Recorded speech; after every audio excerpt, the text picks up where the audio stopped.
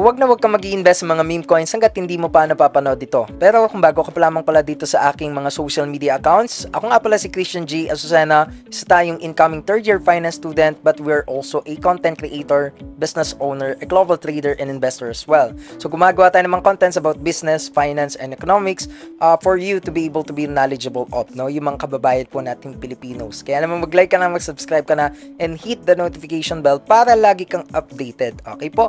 So, kaya naman ngayon, no, makikita natin na marami nang nag-uusbungan, no, or mga umusbong na mga meme coins, mga shit coins nilang tinatawag, no, from launch pool, from ICOs. So, ang masasabi natin dyan, there is really nothing wrong with that, no, na maglagay tayo ng pera or mag-invest tayo sa mga bagong cryptos pa lang, or dun sa mga talagang ultra volatile, no, na mga cryptos. But then, ito lang po yung paalala natin or reminder as well para dun sa mga magi-invest, no. Number one is you really have to do your own due diligence. Meaning due diligence, this is our role, no, and responsibility, accountability to do whatever it takes. Ibig sabihin, kung gusto mo mag-invest dyan, aralin mo yung fundamental and factors, no, sa crypto na yan na pag-iinvestan mo, no. Kailangan alam mo yung white paper nila, at syempre aral mo dapat no, yung mga projects and projections sa kanila.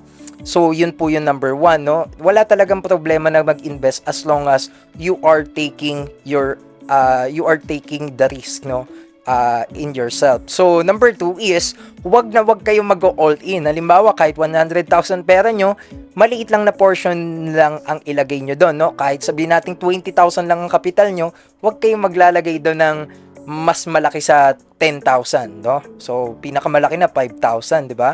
So kaya ito yung tinatawag natin na portfolio management and risk management. Minamanage natin yung risk sa pamamagitan ng tamang pag-allocate at tamang pagpili ng crypto na ite-trade or pag-i-investan natin, no? Kaya naman mga ka-traders, no, sana na-remind kayo, wala talagang masama ang mag-invest, mag-trade, no, ng mga meme coins as long as alam nyo yung pinapasok nyo na risk and return, no, na matatanggap ninyo. So yun lamang, sana po nakatulong. This is the Estudyante Trader. See you on my next vlog. Bye bye po.